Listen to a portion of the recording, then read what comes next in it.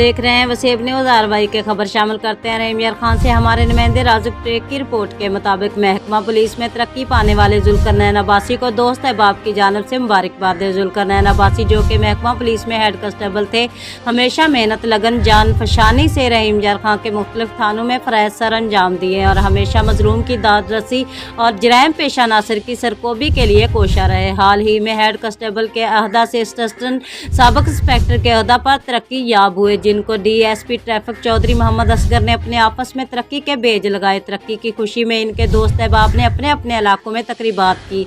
इनके आबाई इलाका के अलावा माचका में सरदार रहील खान सोलंगी, नज़र मोहम्मद सोलंगी, बंगला मंथार में तारक चिट्ठा और दीगर दोस्तों के कसीर तादाद रहीम यार खान में राजक टेक, हलीम बलोच, खानजादा सजाद बलोच, मुख्तियार खान भुट्टो और दीगर ने मिठाई तकसीम की और फूलों के हार पहनाए। आप देख रहे हैं वसीब न्यूज़ आरवाई के।